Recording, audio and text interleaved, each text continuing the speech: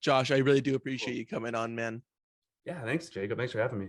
And Yeah. as soon as I get this mic to where it needs to be, but because it slips. This is like Right. the behind the scenes kind of thing. You're getting What blown kind up. of? I'm Yeah. trying to figure out this mic stitch. We all got stuff Yeah. going on. It's a busy day. It's a Monday. Yeah, that's true. We are doing this on a Monday. This is Monday. It feels nice for though. future people. Yeah, It is. Yeah, as far as Mondays go, it's one of the better ones. people are gonna be seeing this on a Friday, and just know that we have Monday energy right now, and that's just what it is. It's a Monday vibe. Yeah, it's a vibe. It is, man. Do you have a favorite day of the week though? I mean, let's just start there. Not Monday. You know, I definitely don't live a like 5-day workday like lifestyle. So days kind of stop having meaning. Where the weekend doesn't even feel like a weekend anymore. I think it was last Friday. We were just driving around. I was like, why is everyone out right now? Oh yeah, it's Friday. I'd like You're just accustomed to a certain time frame, which is just, I mean, non-conventional, but pretty cool. Yeah. And then when you go on tour, days mean absolutely nothing. Well, I bet like the idea of time, it's like, yeah, I had to be at this venue at a certain time, but besides that, everything else is just meaningless. Right. Yeah. They should make up a new day.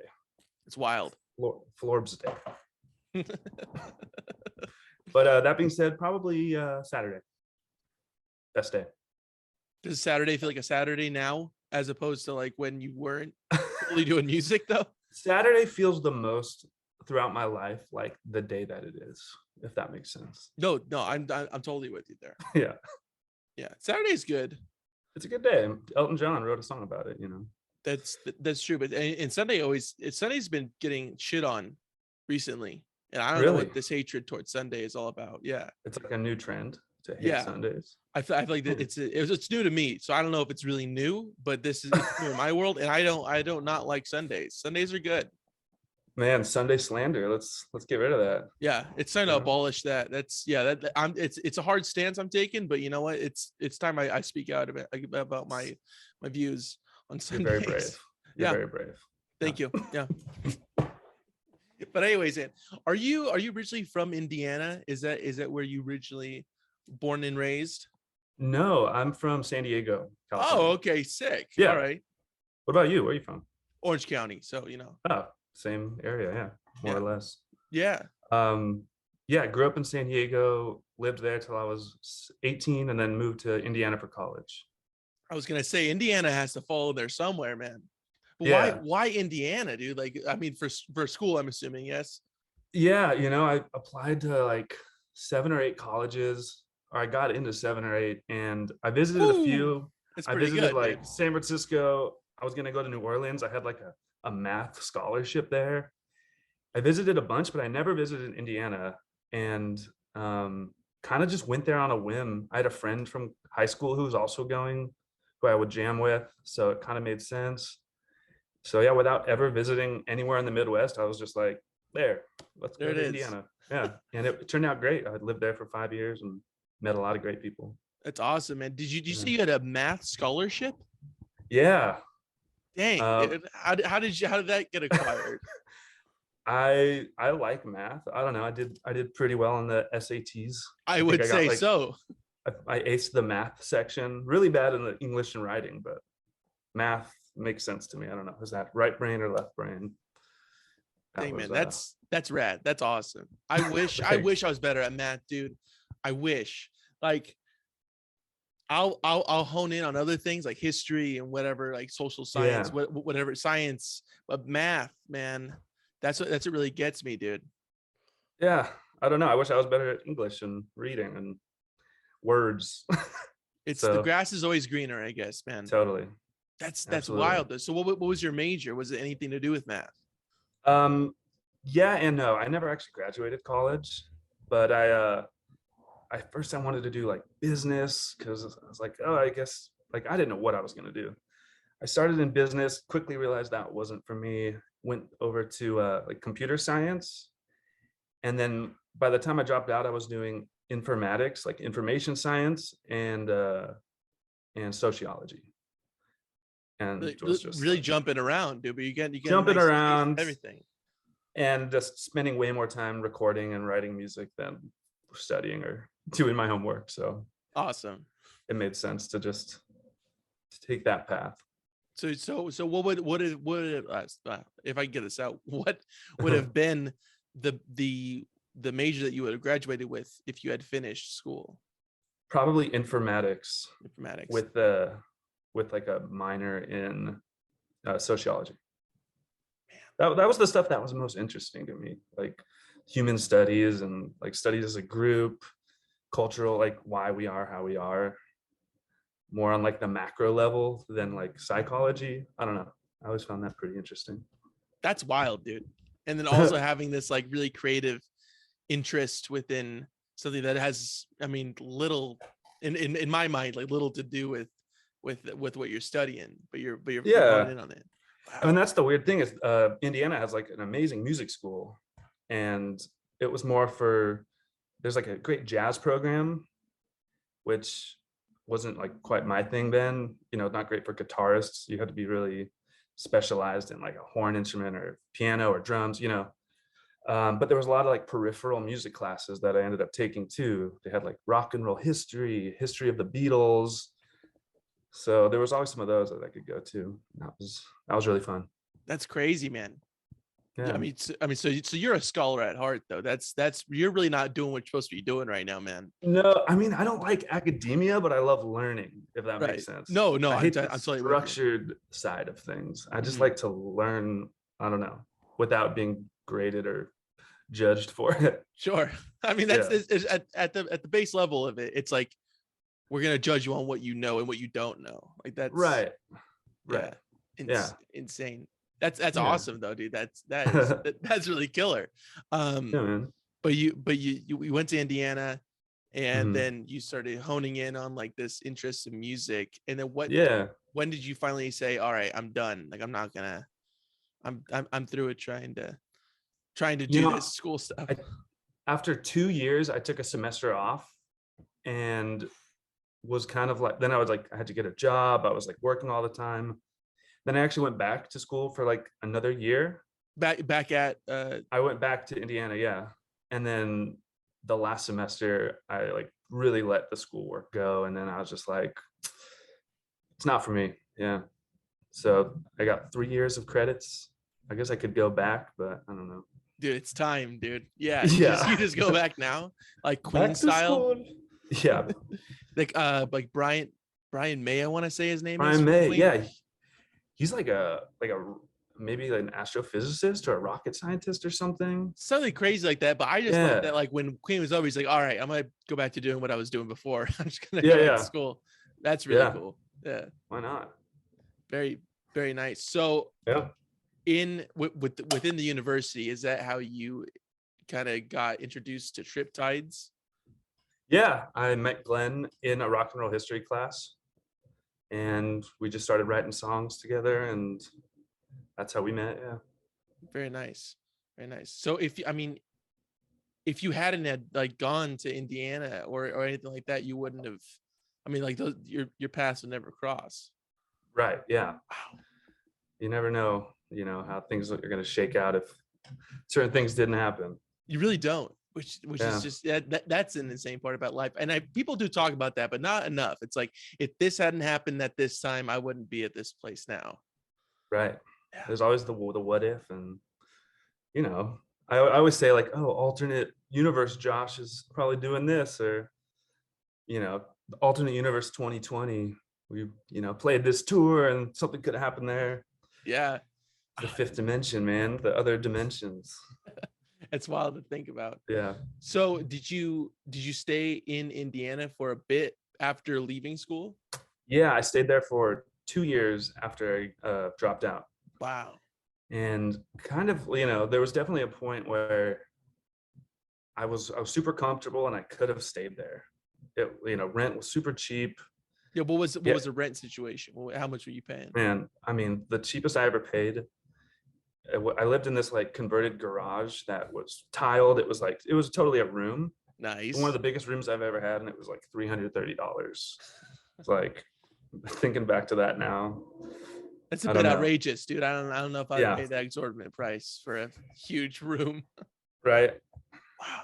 But yeah, I don't know. Wanted to move back to California. Thought about San Francisco for a while, and then just kind of landed on Los Angeles, being more close to my home, San Diego.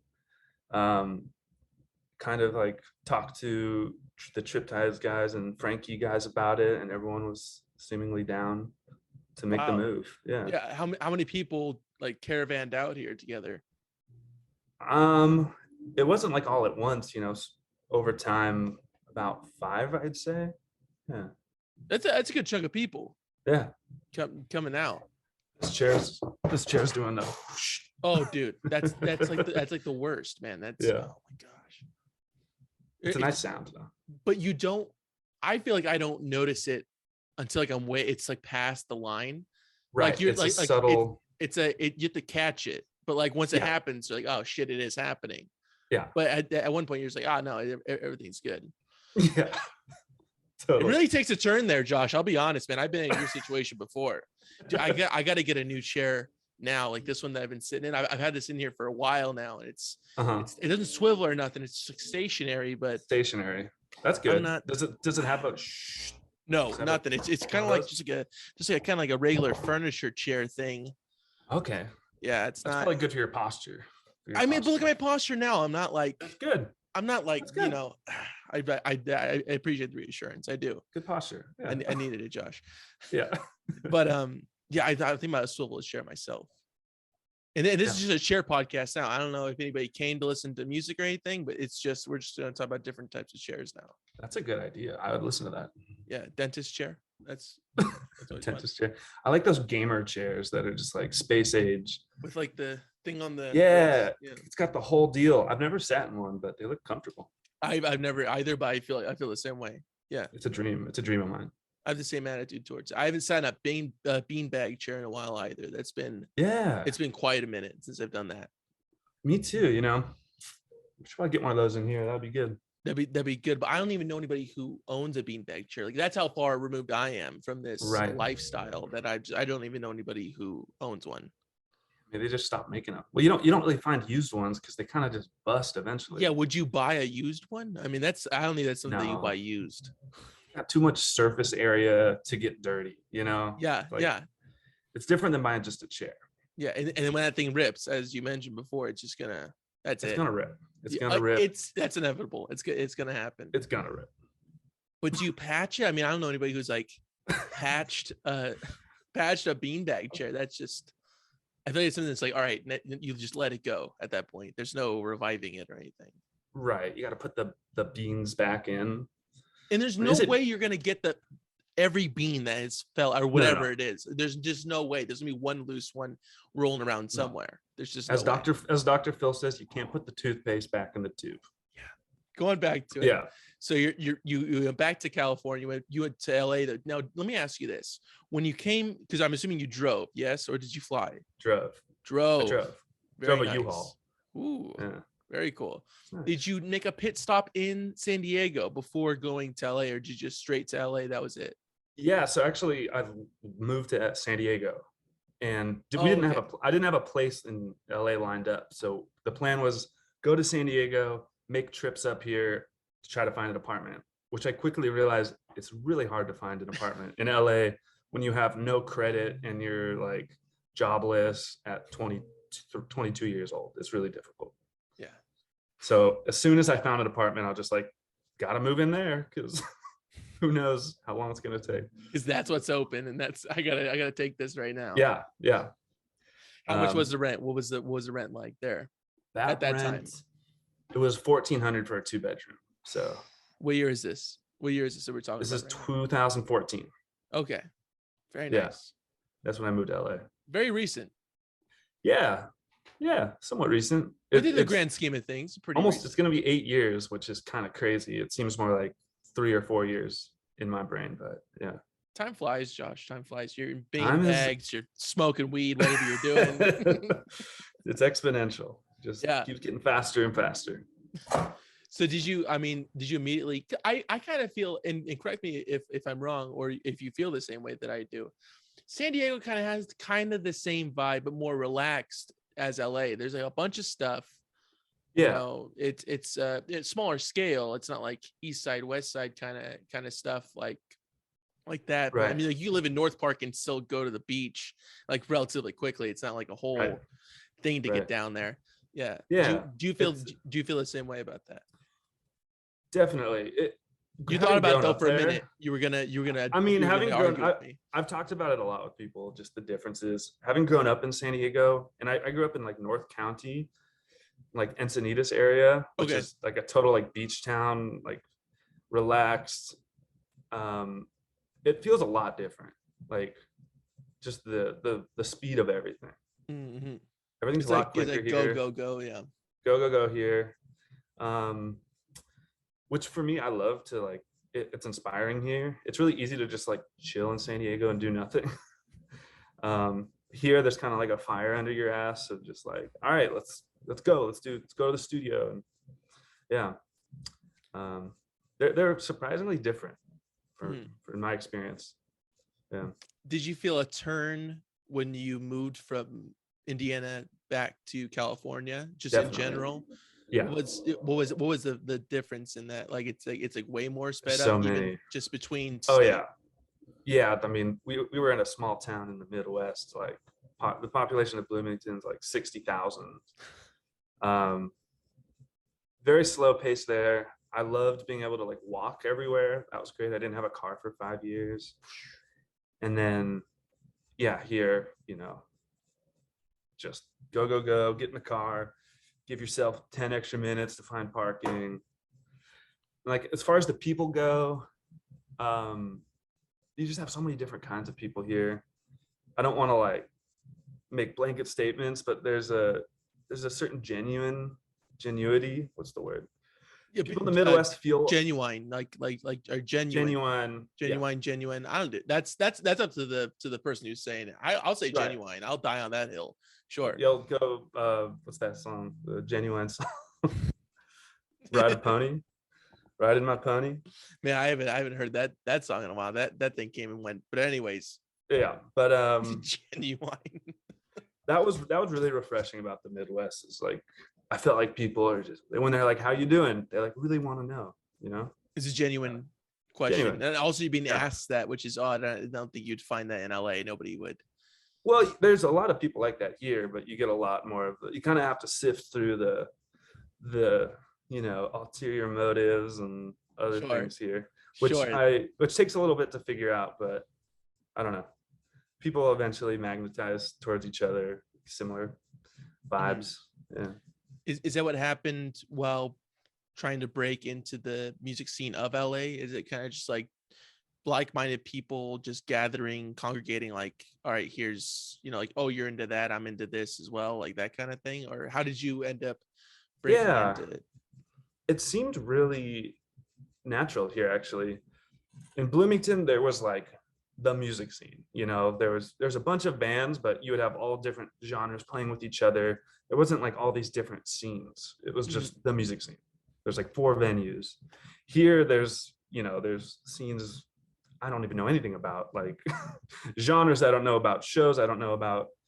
And that's really cool in a way, because there's a fan base for everything. There's endless venues to play. That was a nice surprise having moving here.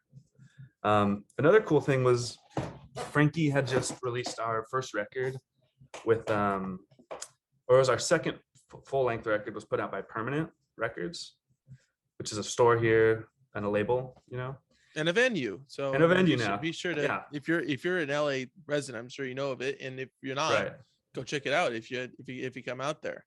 Right. Yeah. I've never been. I'm being honest here. I'm not gonna be like, oh, I'm fucking privy to it. I've never been. It seems cool. I will also see really you there. Cool. Yeah. I'm not like senior around here. I'm just a regular guy. Just trying to make it through LA. Yeah. I'll take it, dude. That's genuine. Genuine. Right. But so I'm gonna get flagged now, Josh, because you just sung that one bar. That's it. They know that line. Yeah. Well, so we like agreed for Lance from Permanent to put out our records, and didn't even realize he was out in LA. We thought he was in Chicago because that's where Permanent Records started. And it wasn't until we were like making plans to move here, we're like, oh wait, the record label that we're on is in LA, just kind of by coincidence. So as soon as that's we got an odd here, way to find out. That's a really totally weird way. we like got to know Lance, and he had us play his shop a bunch, and that was a really great way to meet everyone. And yeah, super good way of being, just like, here it is. Yeah, good gateway. Good gateway. Yeah. He's the great gateway, man. He's the keeper. At that point that you had moved to LA, you were still playing in TripTides as well. This was like, it was both Frankie and the Witch Fingers and TripTides at the same time, kind of pulling double duty. Yeah, a lot of double duty. I was playing in a third group. I was playing guitar and keys for this girl named Mia Follick, who's like an amazing, singer-songwriter, kind of more on the pop side. So I was doing triple duty for about 3 years, touring kind of nonstop. And yeah, it was a lot. I mean, how many duties can you really pull though? 3 is like a lot. 3 is I was spread too thin. Yeah. And then you feel bad having other groups miss opportunities because you're elsewhere. Man, that kind of jump started the idea that I needed to really like focus on one or two things. Mm-hmm. Yeah. And was it, I mean, it wasn't like you split from TripTides, like there was bad blood or anything. It was just like, you just need to hone in on one thing. Yeah. I was just as honest as I could be and had to follow my heart. And I just wanted Glenn to like have TripTides. Not that anyone owns it, but I felt like I was doing a disservice by, being gone or not being as into it as he was. So yeah. It's difficult. It's always difficult to break up in a band or a relationship. Yeah. And juggling, just constantly juggling. And it seems like it's just juggling is hard. Both literally and metaphorically. But I can't literally. Yeah. No. It's figuratively. Yeah. Both are both are not happening, but that's all right. Imagine doing both at the same time. Oh my gosh. And that's like what, quintuplet duty at that point. It's just it's too much, dude. That's too much. Far too much. It's too much. There's a certain level, and then that's it. And you gotta like, that's it. We're done. Something needs to end. Right. So was that you said 2014 was when you moved out here? Was like, we're talking about 2016 here that you like left, or 2015, or that would have been like 2018. 2018. Oh wow. Okay. Yeah. So real recent. Mm-hmm. I know that you don't feel that way, but that's how I look at it. Well, the last 2 years don't count as time. So. Oh, you're just marking that off. So it's real. It's real fresh. It's real fresh. No. It's real fresh. Don't you feel like that though? Like 2020, it doesn't count. I feel yes and no, and I hate to be that guy that like pulls that like, oh, it's actually both. Like some Schrodinger shit. But yes, in like the sense that you're saying, it's like like nothing. It's just kind of everything was on pause. Nothing really happened. But at the same time, a lot of things did happen. I was like, So I both accounted and not accounted at the same time. True. A neutral third state. Right. Of being. For me, it's just like in retrospect, thinking of the time, it's difficult to like say this was this many months. For me, like time is marked by benchmarks of like I did this then and this then, and just being in one place for so long is hard for me to like know what months things happened in and what, I don't know. It was really weird. Things get all jumbled up. All humbo jumbo. Oh yeah, definitely. But so after you broke from TripTides, then it was just like, all right, I'm fully in Frankie and the Witch Fingers. This is like full bore into this. Yeah. Man. Just really started focusing on this one thing and have been since. Yeah. That's awesome. That's good. But I think it's time for you to juggle again. We got to get you into two more groups. I think that'd be good. I know. Start stressing you out. Yeah. Right. Time. So you've been way too good for way too long. It's time to stress you out, man. I know.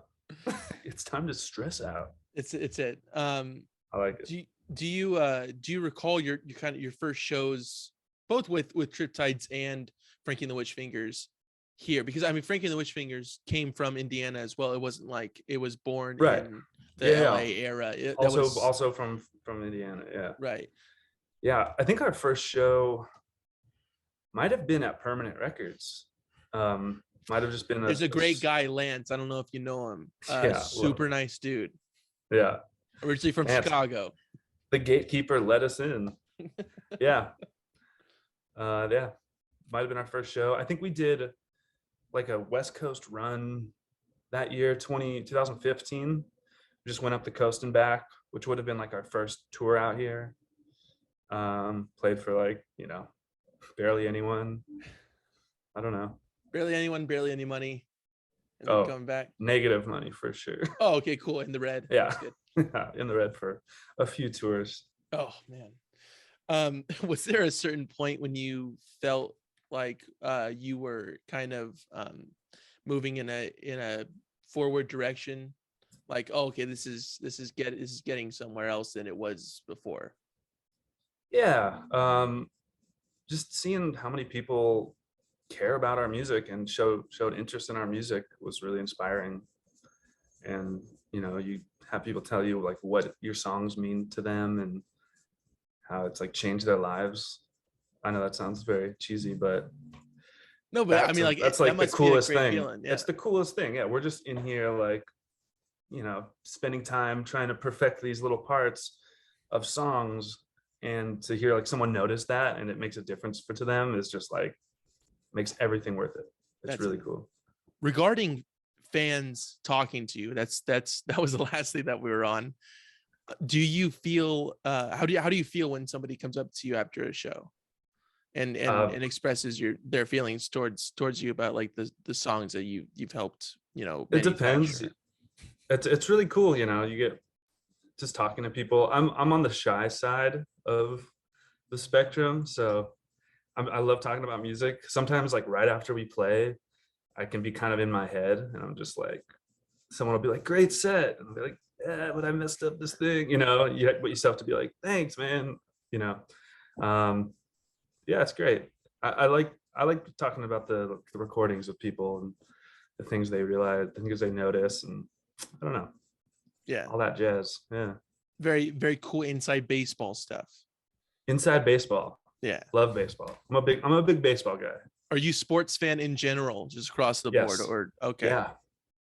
You can actually, I was talking about this with someone the other day. You can trace my entrance to music through baseball. Ooh, how so? So, oh, my chair, I'm slouching. But you didn't notice it, huh? I did. There was a little rapid thing. Yeah. Because you're privy to it. You're on the ball about it. Like, when is it coming? Yeah. The just noticeable difference. Yeah. So 1998, I'm 7 years old. San Diego Padres are killing it. They're like in the World Series. I went to a bunch of games that year. We had this pitcher, the closer. For non-baseball fans, the closer is the guy who comes in at the end to like finish the job in the ninth inning. Gotcha. Named Trevor Hoffman. And right before he would come out, they would turn off all the lights in the stadium and play Hell's Bells by AC/DC. Ooh. And like my brother and I became obsessed with that song. And through that, like we got a Back in Black CD and just became obsessed with AC/DC. Learned guitar like because of Angus, pretty much learned every AC/DC song. And that's how I kind of started playing guitar. So it's all because of baseball. In Australia, thank you. Yeah. Yeah. Let's play some Australian rock to fire up this baseball crowd. Dude, Australia's been like coming out with like big names now, which is it's insane. It's so cool to see. There's something in the water there, man. I don't know. It's snakes. It's cool. In the water, dude. It's killer sharks. Yeah. Everything, the most deadly of everything is there. I know. I've never been. Yeah, I was gonna ask. Have you ever been? Never been, but might be going this year. I don't know when this interview's coming out, but right. Actually, right before you leave. So be sure to buy those tickets. The link will be in. Just holding on to it for. Yeah, here's the plug. Yeah. No. But might be going to Australia. Cool. That's me. That's me. Cool, dude. Yeah. Yeah. I mean, like extensive flight, but besides that. Yeah. I know. Yeah. The flight's going to be a long one, try to just zonk out and wake up, and we'll see. Sure. And then you gotta be like, I mean, you adjust for time. It's a huge thing too. Oh yeah. I'm the worst at that. I'm so bad at that. What about flying? Are you cool with the flying, or are you like, yeah, it's whatever? I'm okay with it. I never used to have a fear of flying or anything until kind of recently. Oh, which is weird. Not that I'm like afraid, but more on edge every time there's turbulence. It's a new development. Not really. That's fun. Learning new things about yourself. Yeah, new fears are not fun. But we were on the flight back from Mexico City. We played there in December. One of the most turbulent flights I've been on, and I'm sitting next to this like older Mexican woman, and the whole time she's just like, "Oh, praise Dios, oh, praise Dios." And I was like, please keep doing that, please, because that's working. You're like, you're on board with it. You're like, yes. I was like, yes, do that. Praise Dios, por favor. You keep on doing that. I'm gonna keep on freaking out, and we're just gonna get through. I'll freak out over here. You do the Lord's work together. This plane's gonna stay up. That whole aisle is you're good. Yeah, you're good. At least this aisle is good. You chose the. Were you? Was it like a 3-seater? Was it window, it was middle, a 3-seater aisle? Okay. Yeah, I was in the middle. Yeah. Ooh, okay. Hate the middle. Yeah. No one likes the middle. Mm-mm. No, I'm a tall man. I'm a 6'4" boy, so that's a tough ride. So you're right for the middle seat. That's like that's no go. No, that's totally perfect, dude. You gotta find your angles, dude. There's no angles. That's what the airlines want you to think, Josh. Okay, this is just like the classic conspiracy theories regarding middle seats. There's a whole. I'll send you this book, dude. It's called The Middle Seat. Yeah. Send it. I'll totally read it. Yeah. I actually wrote it, so it's kind of like a good transition to my plug about the middle seat. Yeah. Middle seat. Back to chairs. Back to seats. You know that I'm author of like what it's me. It's a whole series. I started with the middle seat, and then obviously my dentist chairs and whatnot. The author and the authority on seats and chairs. Yeah, I mean, what I say goes on that matter, and that that's true. I believe it. These are the rules. Okay, these are the rules, and I do make them. So it's just what it is. I'm sorry, man. Anyways, but when you do you feel like you would have been making different music now if you hadn't moved back from Indiana? If you just stayed in Indiana, do you think that you'd still be making these tunes that you're making right now? Yeah, probably.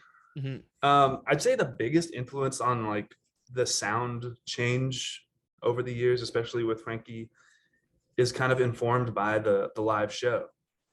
And like you play songs live and you see how the audience reacts to those, and that inspires you to write things you think will be exciting live. That's been the biggest change. So maybe if we'd never toured, we'd be writing different music, but I don't know. I feel like we'd still be doing the same kind of tunes over there. Now, to take it in even a more step back, if you hadn't even left San Diego, do you feel like it's the same thing?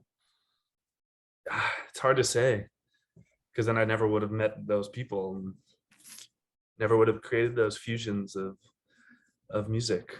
Yeah. I don't know. I was in a band in San Diego, and I was in high school. It was a little more like garage rock, just like power chords and stuff. Cool. Sick. I don't know. That's another just a what if situation. That fifth dimension, going back to your neck of the woods over there. What if? Fifth dimension. What if? Would have loved to know. Next life. Yeah. Do you believe in reincarnation? It's a nice idea, but I don't know if I believe in it. You're nice fully invested within the idea of it. No, but I'm not just completely disregarding it either. It could be. So I don't know. You're entertaining it. You're entertaining that it could be something. You definitely meet, the whole old soul, new soul thing. You meet people and you're like, that's an old soul. That's true. But then like the psychologist in me is like, oh, is that just like how they were raised or something? I don't know. That's going back from not the well, it's actually going from the major, like you said, into the minor, going really, going into psychology. I know. We're just making circles at this point, Josh. And I'm all here for it, man. Chairs, fifth dimensions, psychology, the whole nine. And I'm gonna somehow loop it back to a math scholarship. That's gonna be the ending. I can't wait. Did you feel like Frankie and the Witch Fingers was moving in a new direction after you had left TripTides and that was like your main focus? Yeah, once we started playing with Shaughnessy Starr on drums, the writing process became a lot more collaborative. Up until that point, we would have a song idea and we'd flesh it out on the recording. So the demos ended up being the final versions of songs. Wow, yeah. And then when we played with Sean, we kind of, really honed in, rehearsed songs, like restructured them a few times and then recorded it. I'd say that had a big change on things. We went through a couple different versions and were able to, make better decisions, in my opinion, on, the song. So, I mean, moving in a new direction in terms of like how you're writing it. I mean, yeah, it's just yeah. I mean, the main thing is still there, but there's new aspects that are evolving it. Yeah. I kind of picked up the mixing and producing roles on starting with the album Zan. And I don't really know what I'm doing, but I kind of just do things by ear. So that was fun. Still learning. Yeah, still learning. I mean, yeah, it's really fun. We've talked about going to like a pro studio and having a pro engineer and mixing it and everything, but then for us, we'd rather just spend time with it than have it sound like a radio song, know? Yeah. maybe the fidelity's not there, but at least it sounds like how we want it to. And that's what you want ideally. Yeah. Right? I mean, like you want to also enjoy the music that you create as well. It's not just for everybody else. It's also for you. Yeah. Yeah. Where did the name come from? Where did Frankie and the Witch Fingers? The name came from. So Frankie is Dylan's cat. I think he was having a dimensional experience one time in Indiana, playing with like a light or something, and he she saw his fingers in a shadow, and he was like, "Oh, those look like witch fingers," and his cat was there. And it was just some like crazy name he thought of, and yeah, we stuck with it. That's great. Doesn't make sense. Confuses a lot of people. Yeah, no one's named Frankie. There's no witches nor. I mean, there's fingers. There's fingers. Yeah, I like to say I'm the middle finger, but there you go. That's gonna be a little screenshot that I use to post. Just like. Please. Yeah, go for it. It's a hardcore image now. You're moving in a new direction from the new direction that you were moving in before. Right. Yeah. Just punk shit. Just punk shit. It's time. It's time. You gotta explore new sounds. Yeah. Can't be stale. Yeah. No, that's true. Progressing. That's very true. Yeah. Do you feel like your writing in terms of like what you are personally using and bringing to the table has morphed since the beginning of the Witch Fingers? Yeah, absolutely. I spend more time with things. I've been doing a lot more like synth work. I got a synthesizer over the pandemic, and that's making a lot more of an appearance in the sounds. And I don't know, I just spend my time with parts more. Before it was like, all right, time for guitar, and I would just play the first thing I thought of, which can be great in a way. But now I find myself like listening first and picturing something in my head and then trying to make that happen. And just whatever serves the song. Yeah. It's very interesting way. I mean, both ways are very interesting. It's interesting that you've like, all right, let me just see how this works out. Let me just try a new thing. But sometimes that's the way to go, man. Just catch the first instinct can a lot of times be the best thing. It's authentic. It's the most pure. Yeah. yeah, it's got little flubs and mistakes, but it's just like that was the how you felt in that moment. It's like but which is also nice. It's not like fully like this has been like just totally owned in, totally crafted. I've been working on this Right. forever. Yeah. Right. That then you're into the Steely Dan territory. Yeah. I Which is was not a bad thing. I was talking to Bert Hoover about this. Steely Dan. I've not reached a Steely Dan phase yet. Oh, really? Yeah, and I think both him and I are working on it, trying to look for that. Just trying to hone in on Yeah. like where it is. It's coming. It's I feel great. it's coming, but Oh man, my mom, her like one of her favorite albums of all time was Asia by Steely okay. Dan, which Mhm. is in my opinion, their best work. And she played it on loop in her car. Like those songs were ingrained in my head, and then this was in maybe high school or middle school. I was a kid. And then the older I got and listened back to it, I was just like, man, this stuff it's just so good. It's the kind of music that just keeps giving the more you listen to it. I don't know. It's hard to explain. No, You know, when I they've become reach my they're like a phase, meme now. They're like a yeah, meme almost. that's But 100% true. Yeah, I see a they're lot. they're fucking cool. I don't know. Like I could listen to that album infinite times and always find new things to like and new moments to appreciate. Yeah. What album do you feel you've listened to the most? Asia. Yeah. It's just that's it, hands down. Yeah. Yeah. You didn't even take a second to think about that. No, no, no. That was pure. I've maybe heard that record like 200 times. That's my like driving 2 a.m. on tour, needing to stay awake album because I just sing along and just like slap myself to make sure nobody dies. Yeah, no, Yeah. it's working for everybody. You're listening to your tunes that you like. Everyone Right. else is staying alive. Right. It feeds both ends. That's good. Totally. Yeah. Well, you got to listen to something you are familiar with, because then it activates part of your brain, keeps you awake. How often are you throwing on something new while A on tour, lot. while driving? You're just like, all Yeah. right, here it is. Let me get in. Let me try this out for size. Yeah. All the time. All the time. How often do you find something very tangible to you from those points of just like trying something else? A lot, man. That's one of the best parts of tour is just exploring music and letting an album play the good songs and the bad. I'm really excited to tour with Nick, our new drummer, who's awesome. We just played our first show with him. He works at a record store and just has this like encyclopedic knowledge of all music, which is really inspiring. He's only like 25 and just knows crazy shit. Really excited to what he'll expose us to on the road. It's awesome. I think he's also in Slaughterhouse, that band. He's correct? in Slaughterhouse, yeah. Yeah. Very, very cool. Taylor Ramirez is on here, and if you haven't listened to those people and that interview, go check it out. That's to you, Josh. That's not to the listeners, because listeners, right, they already know. So I'm telling you, right. Just as when you look back on this, you're like, oh yeah, I gotta go check that out. Oh yeah, I won't do it until I watch it again. Then I'll be like, oh, that was for me. Yeah, that's just a mental note for you. But we took it down in a recording.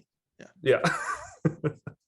When do you feel a song is complete? Never. No, you just have to. It could never be finished if you don't want it to, or if you were just keep finding things to tweak or add or change. It could never be finished. Just, I'd say when everyone's happy with it, when you can listen to it and remove yourself from the process of like listening, instead of listening for things, just listening to the whole body of work. That's a tough question. Back to Steely Dan, like they would take so long and be so nitpicky. I like to just draw the line at some point, like, all right, it's done. You have to. In order for you to do it, you have to have like, this is the end point. Like there has to. It's like, I'm approaching this. I can't do anything else. This is gonna be it. Especially with mixing, like you could tweak forever, and make no changes that make no difference to anyone. But like I think Monsters, our last album, Monsters Eating People, was mixed pretty quickly. It was mixed within like 3 weeks of just like doing a couple sessions, listening to it in the car, putting it on different speakers, and then each time just making small changes, and then that's it. Yeah. It wasn't done in like, let's do it sloppily, but it was just done like in quick succession, right? Yeah. You don't It feel wasn't like it sloppily. was, yeah. It No, was just like, yeah. we're getting this done quickly. Yeah, it was just like, how much more time do we need to spend on it? Sounds good to all of us, you know. I don't know. The possibilities are endless with mixing, but you can be like paralyzed by choice at some point. Like, oh, I don't know what to do with this instrument. Just do something. And Stick with it. you're just stuck, and you're like, I don't know. Yeah. Yeah, I don't know what the next move is. Totally. How do you feel about people like Taylor Swift, like redoing an old album, like like working it, like even writing new parts or taking out old parts, like Foley, new Did she gloss do over? that? I think that she did, or at least she like remastered some tracks from another. I want to say it was her. I could be dead wrong about that. So we're just gonna use her as an example. Like, how do you feel about that idea? Yeah, I'd say go for it. Yeah, it's your music. Do whatever you want. Mhm. If there's like you release something and you're just super not happy about it, then change it. There's the whole Led Zeppelin squeaky kick pedal on Since I've Been Loving You. Are you familiar with that? Oh, is there a squeaky? There's a squeaky pedal? kick pedal, and Jimmy Page says it's like the bane of his existence. Every time that album gets remastered, they like try to take out that squeak, but you can always hear it. But then it just becomes a fun characteristic of a song, like a little mistake. That'd be tight if they like turned it up, like next remastered version. It's just right. like they just really hone in on it. Yeah. Yeah.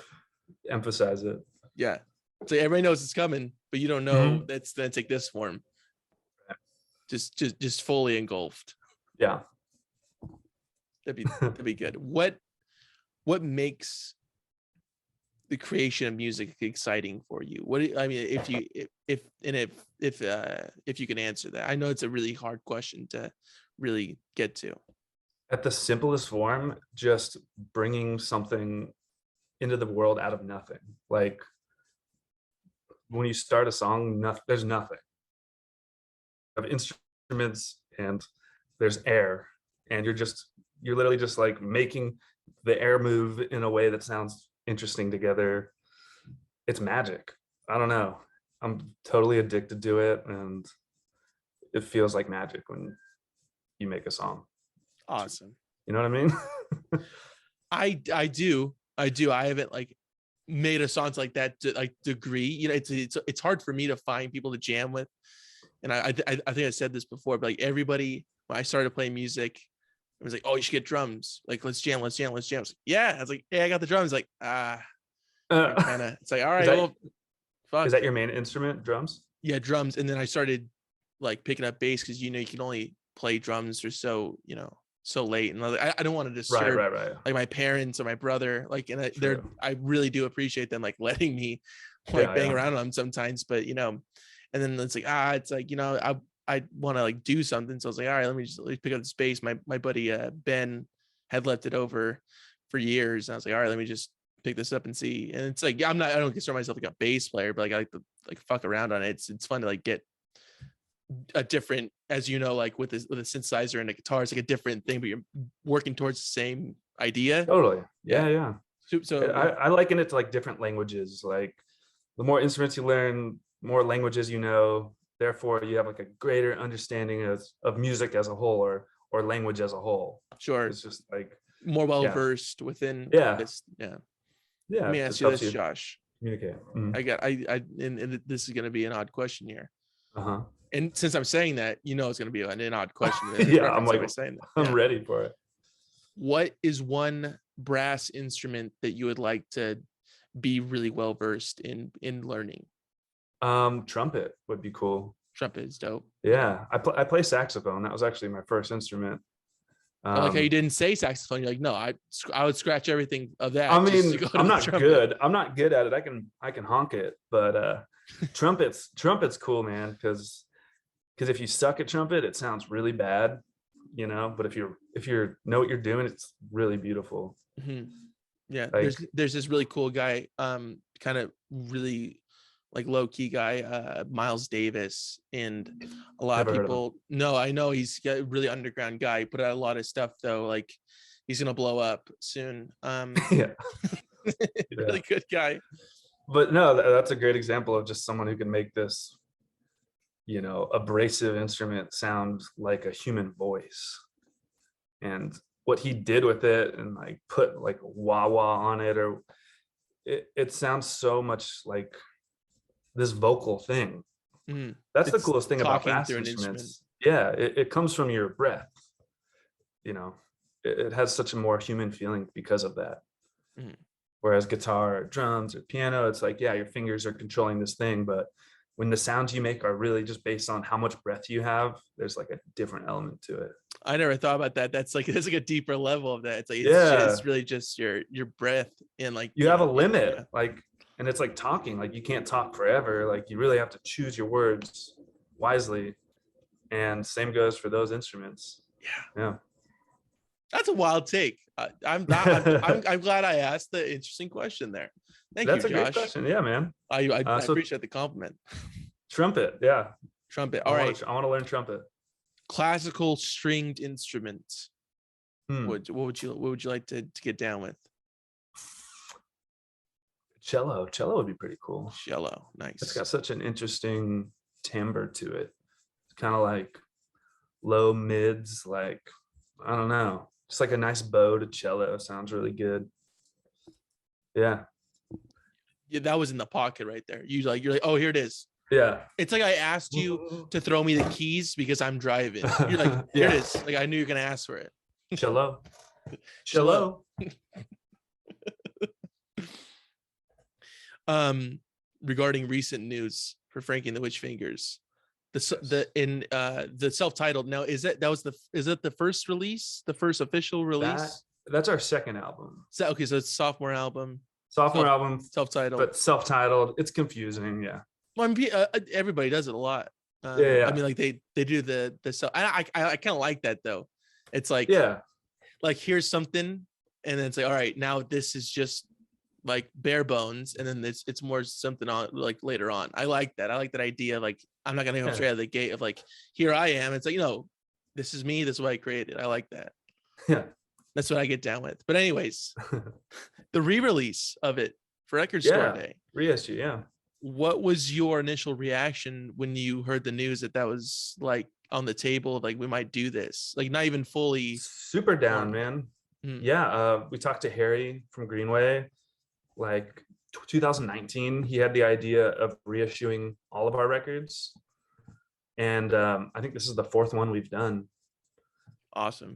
So it's really cool. I feel like it gives those albums new life, can give them to get in more people's hands. It's got like special new artwork. And remastered.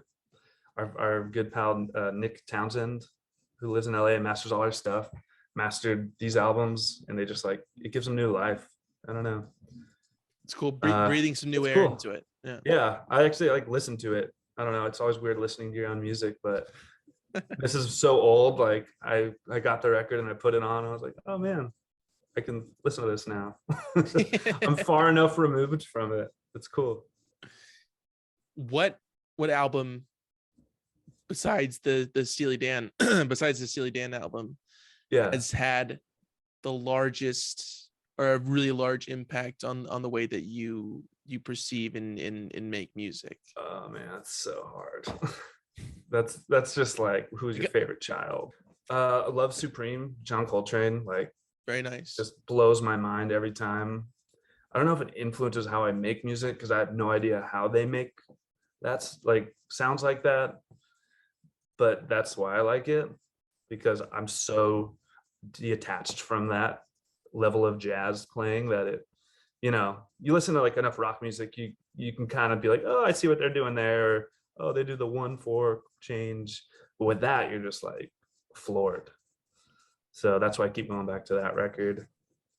Yeah, I don't know, man. That's a good question. I should definitely have like a more solid answer prepared for that.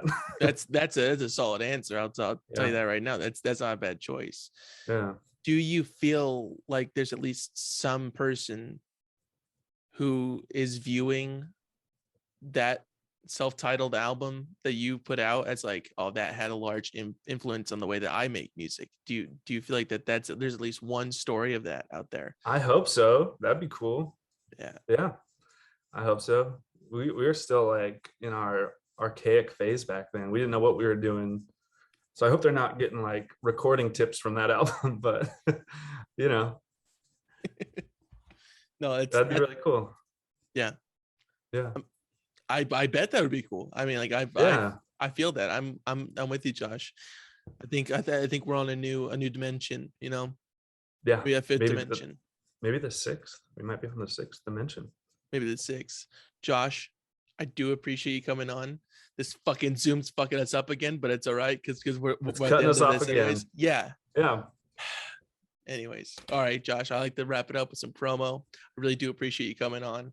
Frankie the Witch Fingers music is everywhere. You guys are wherever you stream music, that's where you can find it. YouTube, whatever. Zune. If you use Zune, that's there. I bet you they're on there as well. Is that a thing? It was a thing. I don't know if it's still a thing, but I like to throw it in every once in a while just to go to your local record store, get a disc, bring it to grandma's house, put it on the record player. She's gonna love it. She's gonna love it. You can find that vinyl at greenwayrecords.com. Also, the Bandcamp, Frankie and the Witch Fingers.bandcamp.com. I believe I saw something on there, but if not, it's and you can just buy a digital album. That's also on that also really supports, right? Really helps out. Yeah. Anyway, yeah. Great. And keep up to date with the shows at frankieandthewitchfingers.com. It's just all the recent shows, so be sure to check that out. Australia coming for you. As I mean, it's coming out. It's coming out right when when you're boarding the plane. It's gonna be you're gonna get the notification. Oh, that the interview's out. But yeah, so yeah. No, but yeah, keep an eye out for that definitely, and stay up to date as well on Instagram at Frankie and the Witch Fingers. Perfect. No underscores or anything. Just solid, right? I think so. Yeah. We're gonna say that if you just search Frankie and I think it's gonna really narrow down, and that's Frankie Valley and the Four Seasons. All right, you got a point. Besides that, Josh, man, thank you for coming on. But did I miss anything? No, that's everything. That's everything. That's everything in my life. Did we cover everything? Cello, chairs, dimensions, math, scholarship. That's what I was looking for at the end there. There it is. All right. There it is. Well, we're gonna redo this. Anyways. Yeah. I'm gonna redub all my vocals. I appreciate you, man. I'm gonna stop recording this. I'll talk to you in a minute. All right. Thanks, Jacob.